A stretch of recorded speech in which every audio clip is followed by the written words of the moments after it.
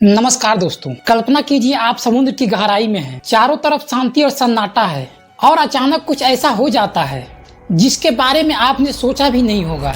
1958 का वो दिन जब प्रशांत महासागर के भीतर कुछ ऐसा हुआ जिसने पूरी दुनिया को हिलाकर रख दिया। ये कहानी इस दुनिया के सबसे खतरनाक अंडर वाटर परमाणु परीक्षण की। 1950 के दशक में दुनिया दो शक्तियों में बटी हुई थी, एक ओर अमेरिका तो दूसरी ओर सोवियत संघ। दोनों ही अपनी सैन्य ताकत को साबित करने की होड़ में लगे हुए थे। सभी अपनी ताकत दिखाने की होड़ में परमाणु हथियारों का विकास एक नया मोड़ ले चुका था। इसी दौरान अमेरिका ने अपनी शक्ति का प्रदर्शन करने के लिए समुद्र के नीचे परमाणु बम फोड़ने का निर्णय लिया। यह एक ऐसा प्रयोग था जो इससे पहले कभी नहीं हुआ था। समुद्र के भीतर विस्फोट करना कोई साधारण काम नहीं था, लेकिन 1958 में अमेरिका ने वाहू और अम्ब्रेला नाम के दो परमाणु परीक्षण कर डाले और इसका असर यह हुआ कि पानी के भीतर इतना भयंकर विस्फोट हुआ जिसे देखकर पूरी दुनिया चौंक उठी। विशाल लहरें उठी, शॉक वेव समुद्र की गहराई तक पहुंच गई। लेकिन इस विस्फोट ने कुछ ही मिनटों में सब कुछ बदलकर रख दिया।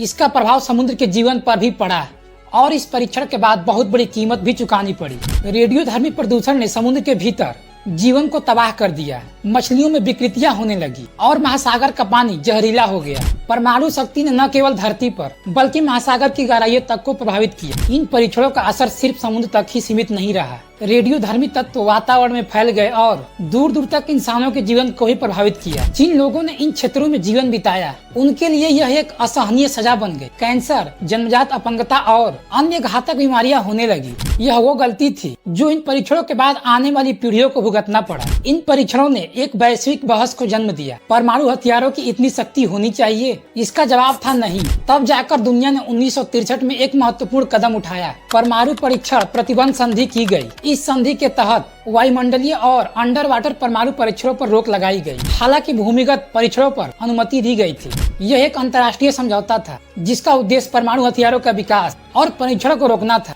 यह संधि परमाणु प्रसारों को रोकने और अंतर्राष्ट्रीय शांति को बढ़ावा देने के प्रयासों का एक महत्वपूर्ण हिस्सा था। 1958 का ये अंडर वाटर परीक्षण केवल वैज्ञानिक प्रयोग नहीं था, बल्कि यह मानवता के लिए भी चेतावनी थी। परमाणु हथियारों का विनाशकारी प्रभाव चाहे वो जमीन पर हो या समुद्र में हम सब पर छाया हुआ है। समय आ गया है कि हम अपनी जिम्मेदारी को समझें, एक सुरक्षित और शांतिपूर्ण दुनिया की ओर कदम बढ़ाएं। क्योंकि जब हम महासागरों के अंदर विस्फोट करते हैं तो हम केवल पृथ्वी को नहीं बल्कि अपने भविष्य को भी विस्फोटित कर रहे होते हैं। अंत में आपसे यह सवाल है कि क्या हम इन हथियारों के बिना एक सुरक्षित दुनिया बना सकते हैं? कमेंट में जरूर बताएं। जानकारी अच्छी लगी हो तो वीडियो को लाइक और चैनल को सब्सक्राइब जरूर कर लें। मिलते हैं अगले वीडियो में किसी और टॉपिक के साथ। तब तक के लिए धन्यवाद।